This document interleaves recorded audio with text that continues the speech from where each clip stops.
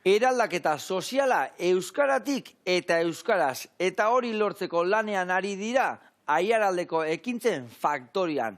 Adi lagunak horretaz arituko gara gaurko saioan. Bai!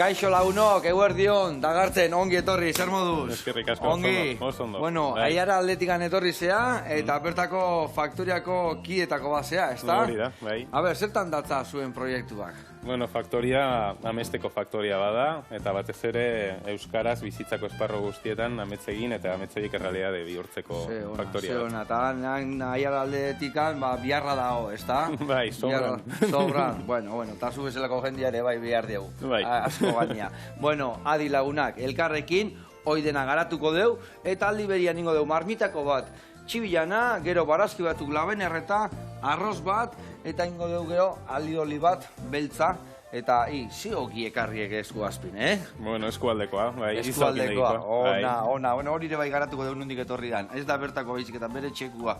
Adi lagunak, saio bikaina da horretan.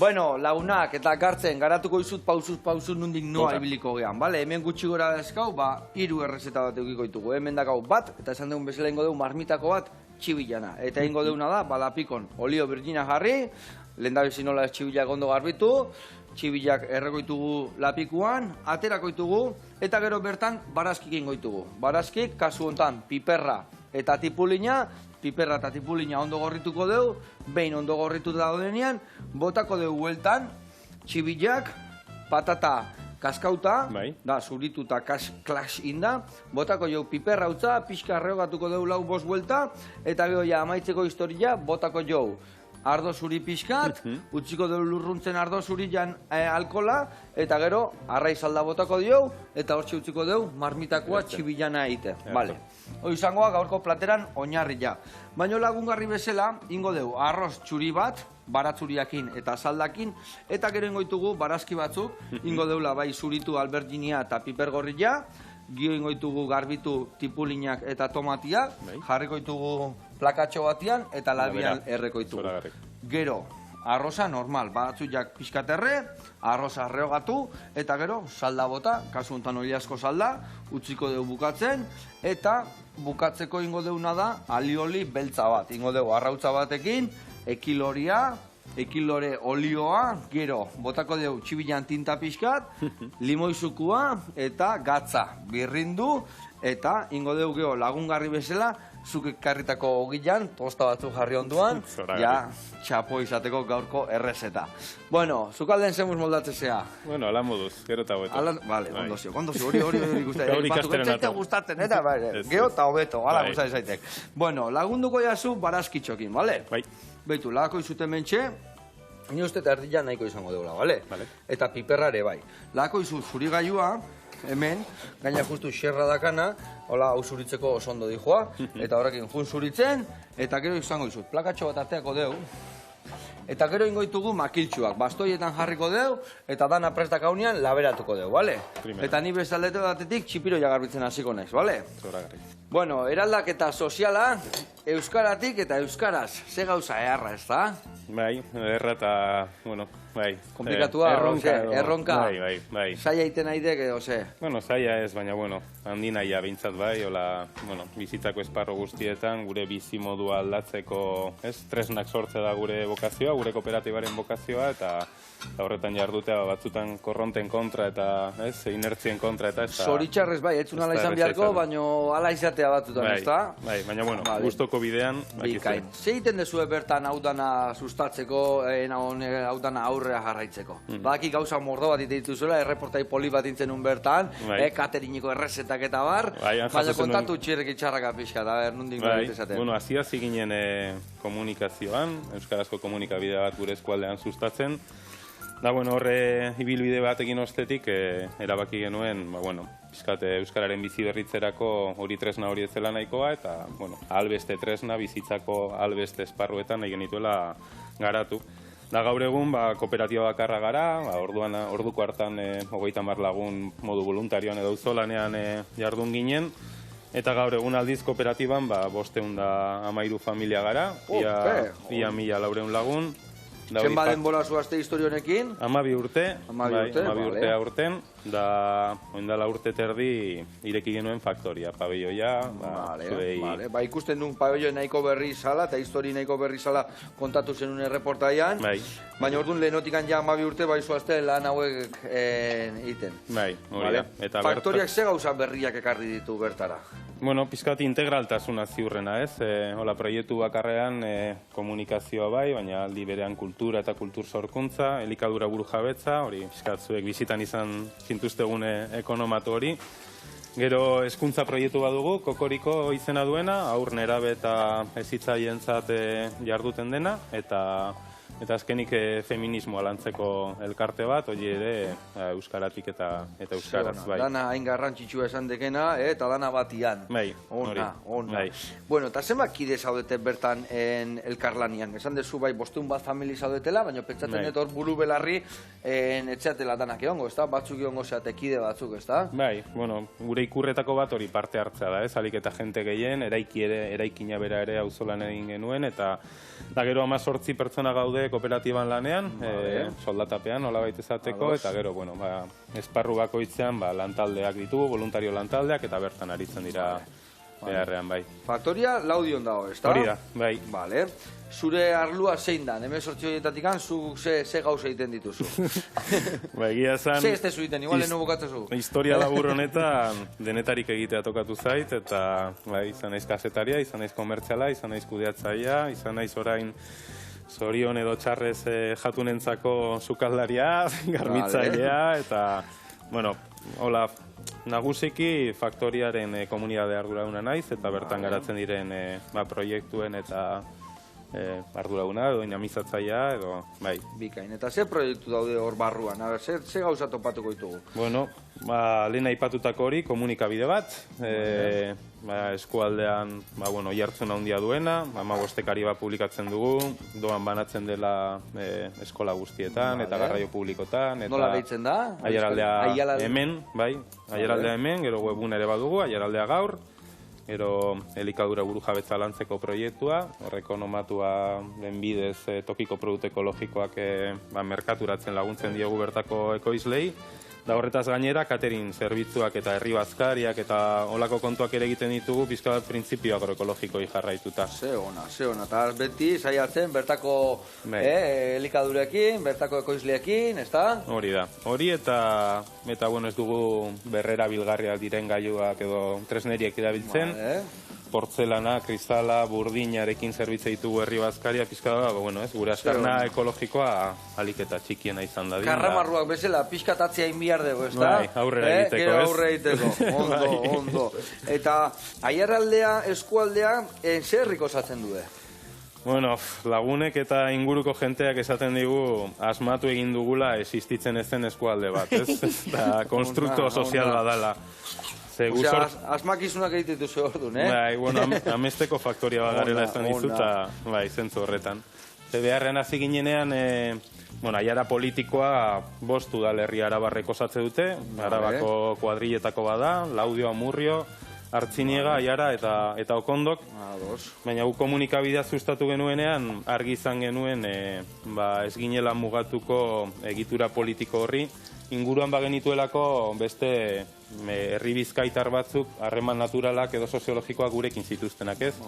Laudiora medikura, Laudiora institutora, edo, pizka bat harreman horiek. Eta, komunikabide bezala eskualde izaera hori lantzen hasi ginen ez geroztik, eskualde izaera hori sustraitu egin da, ez? Da gaur da eguna, edozein plataforma edo musika talde sortzen dela eta aiaraldekoa dela esaten duela, eta inkluso parlamentoan bertan ere aiaraldea bizi berritzeko ponentzia ekonomiko bate dago, eta, bueno, herri horiek osatze dute eskualde hori gorpuztu egin dena, ez? Da, dira Orozko, Urduña, Arakaldo eta Arrankudiaga herri bizkaitar horiek gure bueltan daudenak eta beraien egitura politikoa pizkat urrunagokoa direla. Claro, bai, baina azkenian elkar bizitza elkarrekin dakazue, hori da. Eta gauza hauek elkarrekin inberdia, ez da? Dana batea gultzatzeko dana. Joseba, hauek... Hori jarri hola, bai, iskina batian hola jarri, hola, bastar batian, bale, eta piperrakin berdin egingo du, bai, baina oso ondo, bikain zua, sukaldari harra daka, sukaldari ja. Ikastera torri asko tokatzen zaizu sukaldatzea, ze tokatzen zaizu prestatzean zaudenian? Denetarik, bai, gauza txikiak eta hola bat koketoagoak edo, eta horretarako jente prestua dugu laguntzaile. Da gero, bosten lagunentzako herri baskari tradizionalak eta, bueno... Hor ja oso koketuak ezingo zuin, ez da? Bosteunentzako, marmitako errak eta olakoak, ez da? Azkena Orozkon izan zen, da, berakatzopa, entxaladak, gisaua, eta, pantxineta batzuk postre bezala, eta, kafea, kopa, eta, Eta geokuak, ondo. Hauek ere zuritu, piperrak? Piperrak zuritu ingo deu, eta ja tiretan jarriko deu, eta laberatzeko. Oso ondo. Ingo izutena da, behitu horre esan duna erdila indeu, baina osua indezu, baina ondo etorriko zaigu alberginia hori, beste zertako. Gozetuta zaude? Ondo ziok hori. Ondo. Hau hemen jarriko deu, hau horrela, eta hemen inbilardetena da, lapiko martxan jarri, ja txibilak erretzen jartzeko. Bueno, eta gartzen, katerinak iteko gara ean. Zer dakazue, menua oso mugatuta, edo bakoitzat eitzeunean nahi duna eskatu aldu, edo... Bai, lehen aipatu duzu, hola, guzaiatzen gara, garaian garaiko produktuekin eskaintza egiten, tokiko produktu ekologikoak batez ere erabiltze ditugu, eta hor kabitzen den guztia, eskatzaile horren arabera, moldatu egiten gara. Eta esan dezu, bosteunentzako, askotan itetu zua inbestentzako? Pasadan urtea izan da urte gogorra, bai. Urte gona, ez da, tanakatea da dantzan etxetikan, Bai, lan handia da, eskerrak kooperatibako bazkide asko laguntzen diguten, auzolanean ibiltzen dira ere bazkari horiek zerbitzen, da gerokoak batzen, da garbitzen, eta bai. Ze ona. Eta adibidez, nundik noaino ematituzu herri bazkari horiek, adibidez? Aiarako baiaran bakarrikan, edo moitzen zeate kostaldea, edo karrantzaldea jute zate, edo... Bueno, egia da, batez ere, ezaguna garela eta gure eragin eremua edo gure eskualdea dela, ez daukagula eskualdetik kanpoko, jarduteko asmo larregirik edo. Eta normalean bai, eskualdean ibiltzen gara, eskualdetik kanpo aurten bai atera gara, gero eta, jente gehiago eskatu digulako, batez ere katerinak eta txukun egite ditugulako, eta jenteak eskertzen duelako tokiko produktuak izaten, naturalak, osasuntzuak, eta bai, Bilbon, Arrasaten, ibili gara, mugitu gara, aurten bai, kompetentzia ingo izugun edo... Ez, hori ondo tortze zaigu danoi ondo tortze zaigu... Lekoa dauden entzat, ez industriaren entzat, ez? Ikusita ikasteko. Eta hogila pentsatzen dut beti itxeko, emango kela, ez da? Beti. Kontatu hogi hori nondik etorri da, hemen egon zan, ahi da, bere bikotia, eta okindegi jaldaka bertan, ez da? Azkenengoan intzigun estolen hogila, ze gauza ona, Oso goxoak. Ezin hobia. Gabonetan dana, ibiliko sinaten... Tope, ez da? Bai, hola da. Da gaur gauean ere, pizkate laguntzen ibili gara, eta gogi hau ere laberatzen, da, ekizu, etxekone proiektuetan eta familia guztia implikatzen dela. Lagundu inbiar da, dudik gabe. Da ugari hogia, baserri hogia, tradizionala, hemen egona dena ere bai, eta... Zein diozu, nola iten dezu prozesua hogi horrena? Bueno, a ver, normalean hogiak ez dauka misterio larregirik ere ez. Maitasuna, denbora, ez da? Maitasuna, batez ere, irina, ura eta amaorea eta gazapur bat eta gero tratua ez. Hola, maitasunez lantzea, denbora ematea, lehen egiten zen bezala egitea eta hola. Hori zedaka, kilo pasatu daka horrek ez da? Bai. Kilota egun masan, ez dakite egosita gero, purtsua gitzi hau, baina bai. Oso fin, Oso fin, hori hemen bota. Bai, bertara bota. Honei bi vuelta emango jo. Jungo txibila ondo kuruskari utziko deu, gero gixauan sartzeko, baina ja hola olioak eta denak bere zaporek eta etxibila ze gauza hona da, Eta etxibila egatza eta olioa, jazta. Baina, bueno, gero goxatuko dugu pixka gehiago. Utziko dugu ondo indadila bi aldetatikan, eta bitartean jungo la pizarra. Bilbon dago, eta ikusiko zu ze brotxeta berezien diguen, otarrainzka karamelu egin. Adi lagunak, guazen bertara.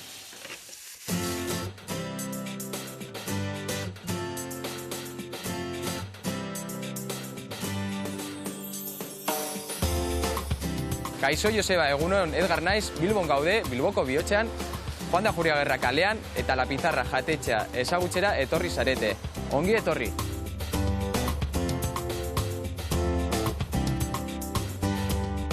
La Pizarra jatetxea orain dela 3 urte zabaldu genuen, eta hemen eskaintzen dugun sukaldaritza tradizionala da, baina interpretazio berri bat egin dugu.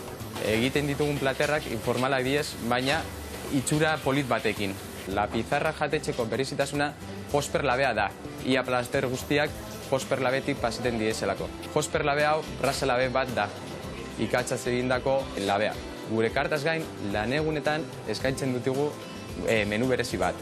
Menu honetan, arraina eta haragia hosperlabetik sartu egiten dugu bere zaporeak haunditzeko. Eta orain, jatetxa aurkeztu ondoren, sartuko gara sukaldera errezeta polit bat egitera.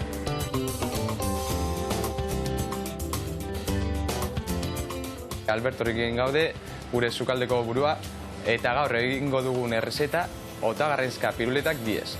Eta hemen dekoz gure osagaiak. Otarrainzka, itxaski saltza, koralatzaile gorria, arto irine, baratzuriak eta karamelu zaflak. Lehengo pasua egingo dugune da otarrainzka zuritu egingo duguz, baratzuriak zuritu egingo duguz, eta olioarekin infusio bat egingo dugu. Platerra hauen oinarria gamba kalajioko errezeta tradizionala da. Eta guk interpretazio berri bat eman genion. Piruletak bihurtuz. Infusioa prest daukagu eta ateratuko dugu buruak. Ondoren hasiko gara prestatzen gure piruletalen margoak. Horretarako nahaztuko egingo dugu itxaski saltza koralatzaile gorriarekin. Eta azkenean botako diogu arto irina loditzeko. Eta gero margotuko ditugu gure karamelosko xaflak. Gure piruletaz gain, gure plater famatuenak, txuletazko nigiriak, idiazabal kroketak eta espagetiak diez. Eta orain sartuko dugu deshidratadoran.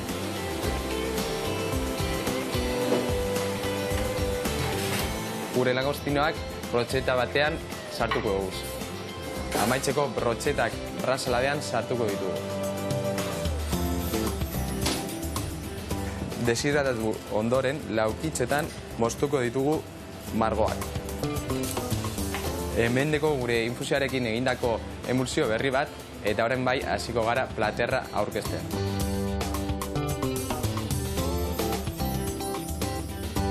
Bueno, Joseba, hemendeko gaurko proposamena, eta espero dut gustatu izana, eta ja dakizu non gauden hemen, La Pizarra, Bilbon. Hurrengora arte, bueno, agur! Aupa, bikote, ze gauza goxua, ai ama, Jope, Itxura ederrekoa, bai. Zunbat leku goxo erakuste izkiguen hemen, eta ni hemendik ezin atea, egun baten atea eta denek sartuko, Danak dartatea kunberba naiz. Ai ama, eskerrik asko, bezarka da hondi bat, eta gurean jarraituko dugu. Hementxe, beitu, jarri zu barazki horiekor, esan deuna guain tipulak iningo dugu berdina. Berde da nesti okenduko, bale? Piskat utziko deu, aurrengo azala kendu, eta berdin jarri, bale?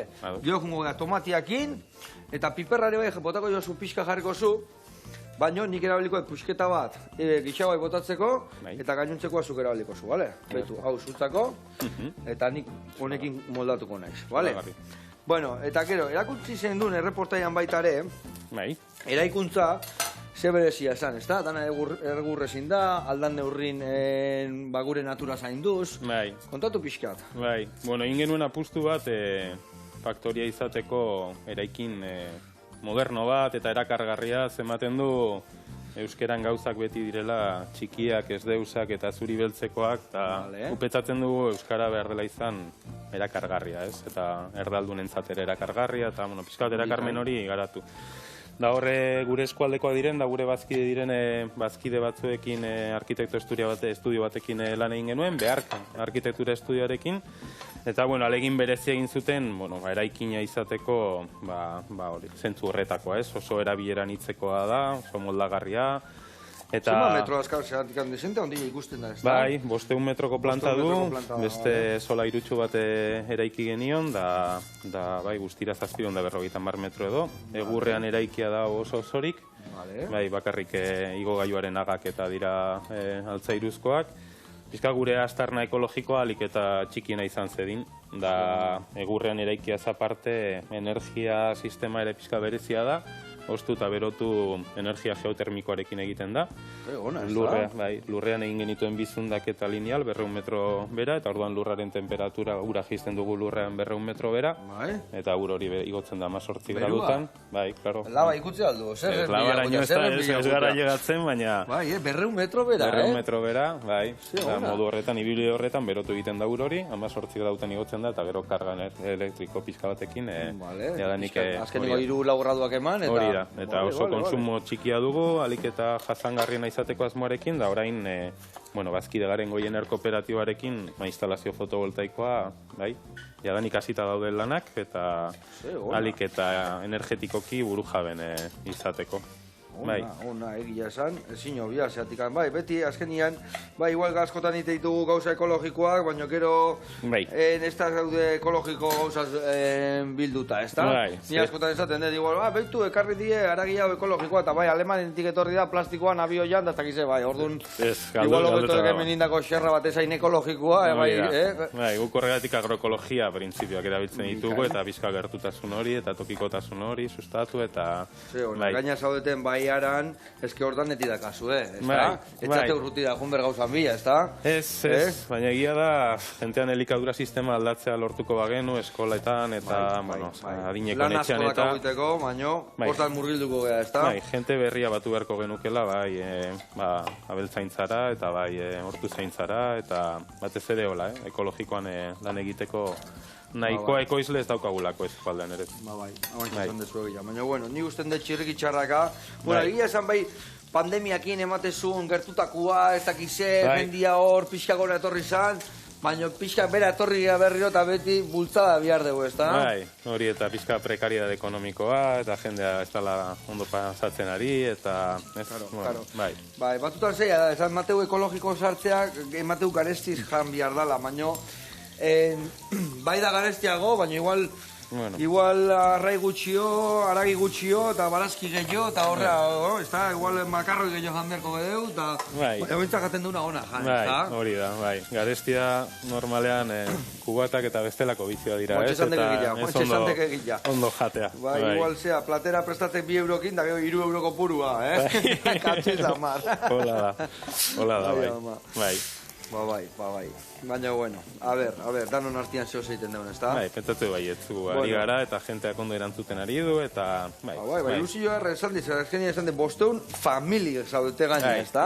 Bai, biziki ez unidade esaten dugu, pixkat zuzenagoa delako, azkenean jente danak ez du familia osatzen, baina bai, bazkide bakoitzan atzean, bazkide kartila badago, eta bazkide horien atzean, beste adinez nagusiko batzuk, seme-alabak, edo ilobak, edo lagunen seme-alabak, edo, da bai, komunidade txiki bat osatzen dugu, euskararen komunidadea izan nahi duena, eta gure bokazioa ere bada, faktoria eta gure proiektuak izatea espazio seguru bat, bai euskararentzat, baina baita ere emakumeentzat, baztertuentzat, migratuentzat, hori da, guain garatuko dugu pixkat hori dana, bai, espazio bat, familientzat, umientzat, esan desuna, migrazaientzat, nola ez... emakumentzat, ez da? Edo... Feminismoare bai garatzen dezue bertan, ez da? Bai. Nola garatzen dituzue arlo hauek? Ze ekintza egiten dituzue? Danetarik egiten dugu eta batzutan apur bat eskizofrenikoa dira gure bilerak ere. Goizazten dugu pedagogietaz hitz egiten, erraitzeko sare sozialetaz, edo komunikazioaz, edo letxugetaz, edo... Bai, egia esan, gauza asko egiten ditugu, eta egunerokotasunean, komunikabideak noski egunero lan egiten du, egunero publikatzen da webunan eta sare sozialetan, baina gero faktoriaren eguneko jarduna oso aldakorra da, segun eta momentu horretan plaza nagusia zerk betetzen duen, kultur ekitaldi asko egite ditugu, sorkuntzara bideratutako residentzia eta egonaldiak ere bai, bitartekaritza artistikoak, euskal kulturaren plaza gara, zentzu batean, eta gure eskualdea ez da berezik euskalduna, eta biztanlegoaren erdia erdaldun utza da, eta beraz horrelako plaza bat izatea, euskaraz bakarrik jarduten dena gurea bezalako toki batean, arnasgune hori mantentzea ez da hain erreza, eta askotan bidezidorrak erabili bar izaten ditu horretarako. Oztopo asko topatzen dituzu ere bai? Bueno, gure eskualdean euskararen kalera bilera ez da apenas 4% iristen, zike pentsa nola egiten duzun hor barruan, jendea kaleko erdaloiturak ahazteko eta ara euskaraz aritzera sartzeko, ez? Eta kultur programazioan adibidez, esan bezala bakarrik euskaraz egiten dugu, eta ez dugu Euskal Herri guztian ezagutzen horrelako konkurrentzia publikoko espaziorik bakarrik euskaraz jarduten dena. Euskarazko sortzaileak eta euskarazko sorkuntza lana bakarrik taularatzen ditugu. Eta hor gertatu zitzaigun etorri zela Gorka Urbizu ondoko herrira hitzaldi musikatu bat ematen, Berritxarrakeko kantaria eta gitarragilea. Eta gero bazkaltzen eman genion bertan, tokiko produktu ekologikoekin eta bizita egin genion faktoriatik eta esplikatu genionean bakarrik euskarazko sorkuntza programatzen genuela aluzinatu zuen, da handik eta hitzaldirako viajean bazkide egin zen, kooperatibako bazkide, eta bera ere faktoriako bazkidea da. Adibidez, bazkide egiteko, edonorrek alduin, edozer puntutatikan? Bai, limiterik gabe. Normalean lan, eskualdean bakarrik egiten dugu, baina hola bazkidetzak ere kanpoko jendearenakoa ditugu, eta bai. Eta bazkidek zer aukera dazka bertan? Pentsatzen ekitaldi hau guztik eukitzeko, badakite bai iten dituzuela ekonomatotikan erosketak eta etxeaino, adibidez urruti bizi bazea ezin zaizu eraman erosketak etxeaino, Ez, eskualdean bakarrik. Orduan, ze onura dazka bertako kide izatiak? Bazkidek, kooperatiban erabakimena izateaz gainera, azkenan bazkide bakoitzak boto badu eta denak iguala gara.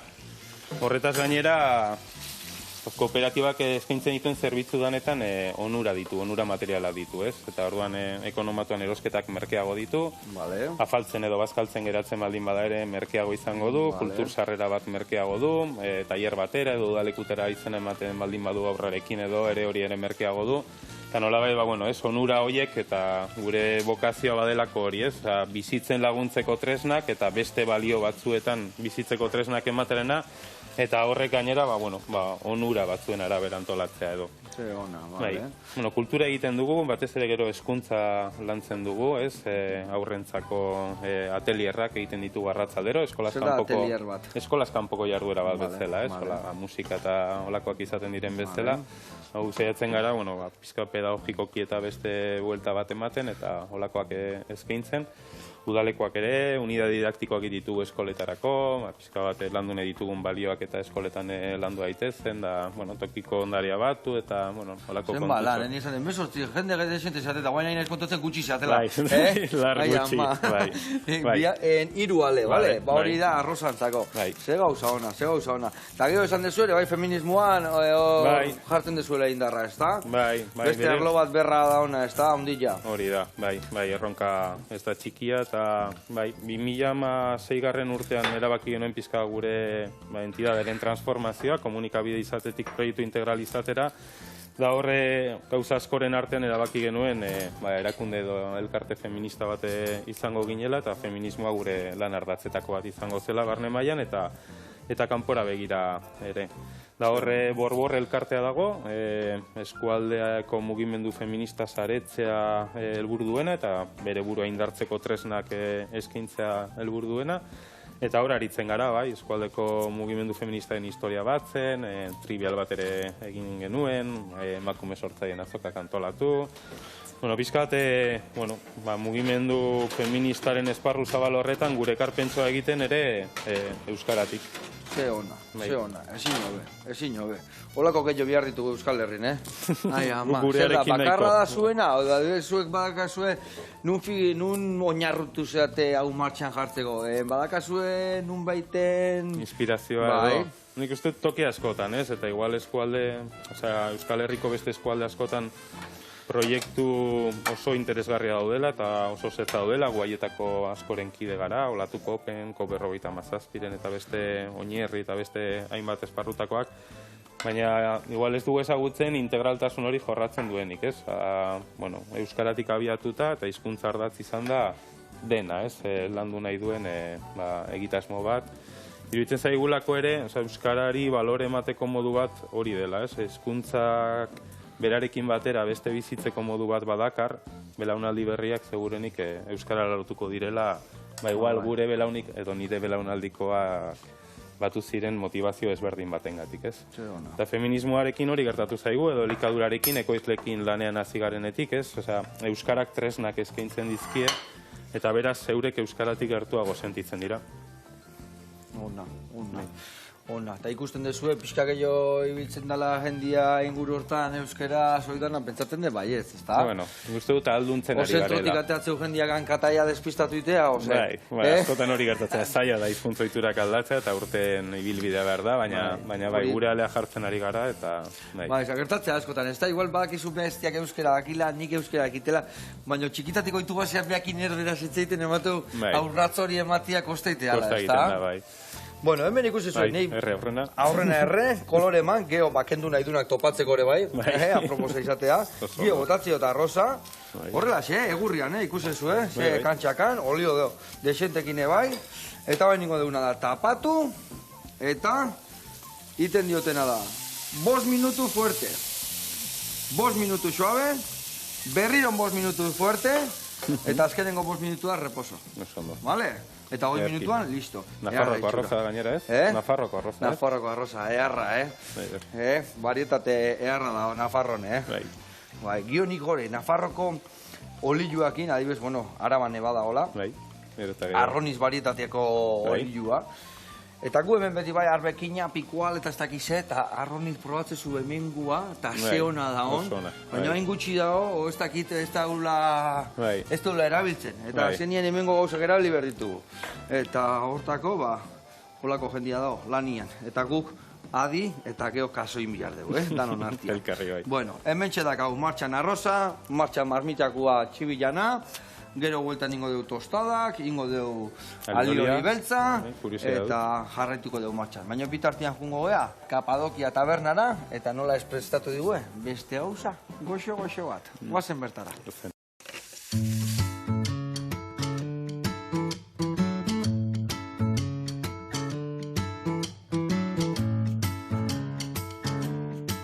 Kaixo, Joseba eta konpainia, ongi etorri Donostiako Aldezarrera. Nere izena Ane da eta nere bazkidea Txarli. Gaurkoan Kapadokia tabernera etorri zarete, lagunduko gaituzu, Guazen!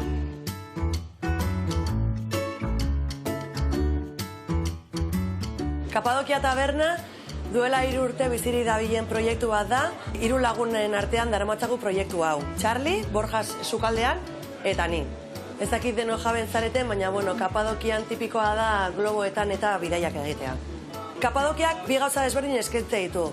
Alde batetik, sukaldean plater tradizionalak toke moderno batekin eskaintzen ditugu, eta gero gainera, gauetik aurrera, pub moduko bat bihurtzen gara, eta giro honean kopak eta eskaintzen ditugu. Gure berezitasunetako bat izango litzateke ere bai, ondoko hornitzaiekin lan egiten degula, eta askotan ikusiko dezuenez, sasoiko produktuak ere ekartzen dizkizuegu. Orain gure taberna pixka bat ezagutzen dezuela, sukaldera gonbidatzen zaituztegu errezeta berria prestatzera.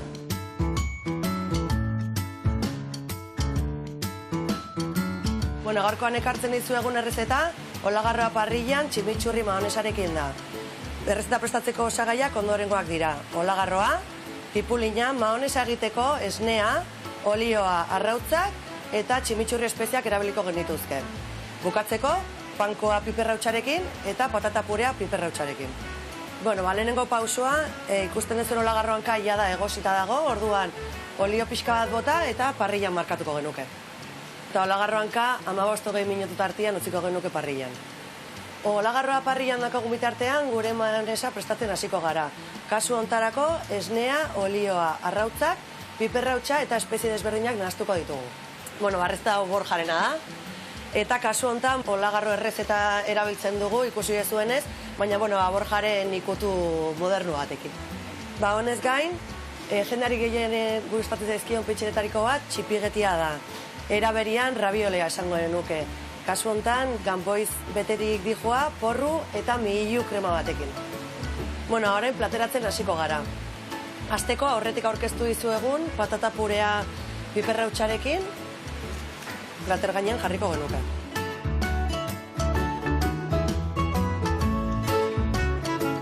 Hona hemen gure olagarro ospetsua, espero dugu zure gustokoa izatea Joseba, eta hemen gaude zuentzat nahi dezuenean, Kapadokia tabernan, Donostiako Aldezarrean. Agur! Eskerrik asko, agur! Aupa, kuadrilla, ze gauza txukuna, eta ze itxura olagarro horrek, Ikaragarria. Ai, ama, pure patata eharra, olarro eharra, eta gainean saltxatxo horrekin. Ai, ama, zenba gauza goxo ditu zuen. Bueno, bezarka da handi bat, horrela jarraitu, eta betikua, gurean jarraitu behar dugu. Hemen txe, behitu gixauak, Itxura erra. Itxura erra hartzen nahi da. Eta usaia ezin hobia, Txibillana, gauza hona dira txibillak. Eta hemen ikusi ezu, egin ditu aurreneko 5 minutuak askar. Bigarrena guen erreportean mantxo ibili da. Eta guen emango dio, azkenengo txitxa gunea, bale? Gune honekin txitxana kontu zibilera. Jakin berdu, ez da hola peauta. Ja peauta balin badao. Ta gaina txitxa ematen bai hau, eme sokarrat amargatu itea. Orduan, inbiar deuna da, guain emango jau kandela pixkat, baina aldeu pixka moitu azkenengo egurra hau emain baino lehen nuo. Eta ja, ikusiko dugu 5 minutu gola askarrian, ikusiko dugu deshidratatzeala, eta bertan utziko dugu bukatzen iten. Zu lagunduko diazu, hoi da, lanian jarri berkatzea ditut.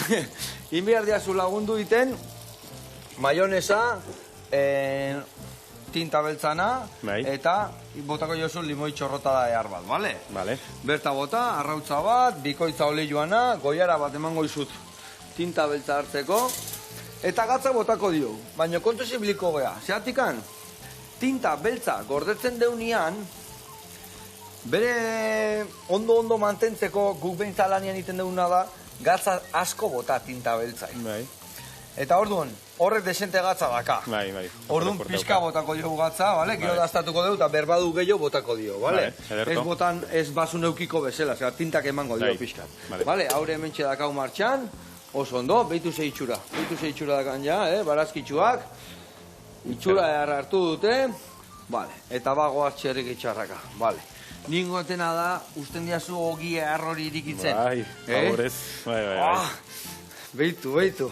Hole panderua joteko eta nabali jo, eta olako zuela berdue ogileak, Lehenengoan, gizon bat etorri zen okindegira eta hartu zuen eta lehenengo gauza egin ziona hori. Eharra. Bueno, irikiko deu. Leheno esan dezun bezala, ez da? Ogi hau, aida etorri zan honea. Zure ez dakit neskalaguna, emaztia o zer dan? Bikotea, dana. Bide laguna. Bide laguna, Eta, beak okindegi daka, eta bertan netokatzen zaizu gotia lanian, ez da? Tarteka. Zeiten dezuan, lagundu, mareatu... Ziurenik enbarazu egin, Bueno, aldana. Zer gauza egiten duzu gehienak. Eta osogintza eba ematen dio pixkat, ez da? Apur bat, okindegiko osogintza, ez da? Bai. Eta, gero ere bai, zenbat ogi mota egiten dituzue bertan? Asko, Bai, 10 bat edo... 10 bat, Bai, eta tokatzen dana egiten dut, bai. Espezialia da garbitzea da, eta erratza pasatzea, baina ez tarteka horretan lagundu, eta formadoan, eta... Ni behitu gauza tingoet, jatetxetan eta juten aizenean iten detena. Eta Natalik nehin bide lagunak, esatit, zeiten aizea da. Iten dez, zugurra mamilan barruan sartu, iriki... Ai, ama, ze gauza ona, Daka bere azidez puntua, baina gozua aldiberian, A ber, pizka poratu dut. Eundokua, mundiala, ezin hobia. Ezin besterik ezan gaur. Zorionak aida, horrela jarraitu. Bueno, eta haike bat etortzea izenean, beti eskuan zozekarri. Falta bari gainera, bai. Bueno, oaintxe, ze ekintzakin zabiltzate esku hartian? Ibili gara... Orain udazken beroa izan dugu eta emakume sortzaien ziklo bate antolatu dugu eta hor pizkate disiplina guztietako artistak etorri dira, da gero guretzako importantena dela ere, emankizunaren ostetik solasaldia eta sorkuntza prozesua nola izan diren, da pizka gertutik ezagutu, eta, bueno, jentea ere animatzeko sorkuntza horretara. Da gainera zikloa bukatzeko eskualdeko 20 emakumeek parte hartu zuten ekitaldi berezi bat antolatu genuen, bakoitza beretik emanda, eta polito bai, begiratari nauzu, ez nagoelako... lasai, bai, bota goiara kada bat. Bai. Limoiare erditu moztuta txorrota da bota. Bai. Eta nik ingoetena da, hau, bertatik atea jein da dakaula, eta ogia jarriko ditut hor ikutu txiki bat ematen, sigortzen. Eta ogia, ona danian ebai, beti bero pixkat ondo tortu zailo. Ez alda ala, Gaina, ogi hauek, 2 egun edo 3 egun dazka, emati jozu bero puntxu bat, eta eguneku da baina ogia. Jarriko dugu horrelaxe, pixkat kurruskari gelditzeko, oso ondo. Eta ikusi zue hau hemen, betu urdana nola juntzaion, eta bingoiten adaia itxali, zua. Vale, hori ja, itxalita daka. Eta bost. Urdana juntzaion, eta bost. Halko genuen tapatu, nik iten detena da, pixka da astatu. Gatza eta... Bai, eta gatza baino, segun zeba vapor eskatzen. Eskatzen bai pixka eta hola guendikan oso aldente, tapa jartzen. Ikusten detela indan hola eta nahetela lehortzia, orduan ez dio jartzen tapa. Arroza inda dao, ez du bihar, hola zeutziko dugu. Usaia hona. Vale? Usaia erraka bai. Eta esan dizuetena, nik hor botaiot oi asko salda, baina nahi arroza gustatzen zait baratzuria, gatza eta arroza. Ta listo. Nikola egiten dute bai, listo. Beste arroza perkitu batatzen bai oia, eta pelgona. Eta tomatea. Eta tomatea. Onda. Bueno, ez dakit kontatu jasun ze, 15ekin aizean guantxe, ez dakit despistatu nahi zen.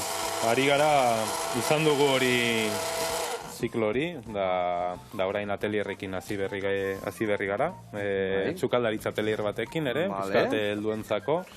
Ostegunez izaten da, pare bat orduz, da kuriosoa da, ze jenteak zator bakarrik ikastera, baizik eta kozinatzera dator, eta taperrarekin etorri behar da, ze gero etxera darama zukaldatu den hori, eta... Ze gauza ona. Gure bazkide batek ematen du atelierra, bera zukaldaria da, menorkakoa, menorkia da, eta euskaldun berria, eta, bueno, eskin egin genion, da, esan zuen, venga, horrela mintza praktika bezala hartuko dut, eta hor ari da, bai, tope, bai.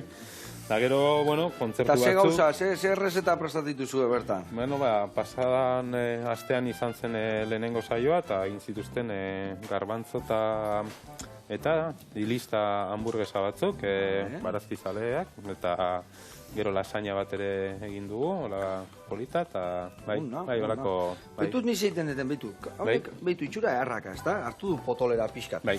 Gustatzei pixkak gehiago ukitzia, bale? Orduan zeiten dut, 2 patata hartzitut... Da zapaldu. Oida, pixka zapaltzitut horrela, bitu ze biguna dauden, eta... Hau da puntu aitea patata biuna honia, baina ez, pasatzen bazaigu patata dana jute zaizkigu. Baina, inber da puntu honetan, pare bat patata hartu, 2 patata horiek zanpatu, eta 2 patata horiek emango igu kiston sustantzia. Ja, ikusi beste gorputz bat hartzeu salta. Eta guen, azkenengo irekiera eman, eta listo. Bueno, eta hau, platera eratzeko. Ea, baitu, ingo deuna da, hemen txegarriko deu, platertxo hontan, jarriko deu. Azteko eta behin, betu ze gauza arroza, bihatz bateko arroza ze gauza hona da, Beiti kurruskarri eta goiti lehorra, txak, hona tea zaigu. Bueno, ingo deuna da, hemen txe. Hartu, betu sokarrat pixkat ere badaka, betu, Bai. Sokarrat puntxu hori. Honena, bai. Ingo deuna da, hau, horrela jarri. Pixkat, igual olio gehiagi botaiot hasieran, Baina, bueno, regimenen balin basagete, ez bota inbeste, vale? Pixka gutxi bota, baina, bueno, bestela, kirola inberbazue, bota, lasai. Venga, arroza bazter baten, horrela, ingo diuna da, barazkitxo batzu jarri gainean erretakuak, adidez, beitu, piper gorri batzuk, piper berde pare bat, horrela, kolore derrak, alberginia pixkat, honei gatzez dio bota gainetik, ez da? Laberatzeko garaia. Bueno, botako dio pixkat eta listo. Vale, horrela xe. Eta amaitzeko tipulatxua ere bai. Ze gauza erra. Ingo dio, behitu gauza, gaina botako jo. Eskama pixkat horrela, taka. Vale? Listo, eta piper hautza. Hola, pikantia gustatzen joan antzako. Vale, hori bat. Gio, hau zemuz gatu zaigu. Ezin hobe, jauna, ezin hobe. Oso ondo, ingo deuna da, bertatikan atera. Hau, pixkat, batzu gustatzen zaio, maionesa finago, bestiai lodiago. Hori da, segun zen bakoi pegota, gehiago botatzen badio, loditzen juten da. Bueno, eta hemen txingo deuna da, baitu. Toke bat. Jarriko deu toketxo bat hemen horrela, beltxa. Eta pixka gehiago hemen bazter baten nahi dunantzako. Vale. Eta hemen botako jo goiedaka bat marmitxakoa. Marmitako. Vale. A ber, hemen txe. Egarrain jau gaurkoan bai. Dia. Bai. A ber, horrela. Oso ondo.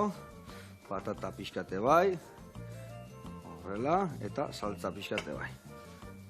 Loditu da azkenen, Loditu zaigu, gorputz hori hartu du. Adibidez, ez basan, sopa bat bezala izango basan, ez genion botako, ez igual patata hori, baina pixka platerrotan jartzeko, ezin hobe. Eta guain, lagungarri bezala, betu. Okinako eskuak inartzen debola, lasai. Txak, azkarri biliber, alde batetik bestea. Hemen txedakau, ogila lagungarri bezala, marmitakua txibilana, eta arroza barazkikin talioli beltza. Gartzen, zoragarri zu egiten izaten lana, jarraitu horrela, horrei heldu. Gombitea daukazu etorteko, Vale, eta nunin bihar da. Ez, etortekoa bizita, bai. Baina nina ere bai parte izan. Bai, kozinero beharra dugu, Bai, venga, adi lagunak, gauza politak egiten nahi dira, eta danon ardura da, holako gauza jarraitzi aurrean. Agur, ondo izan. Bizi.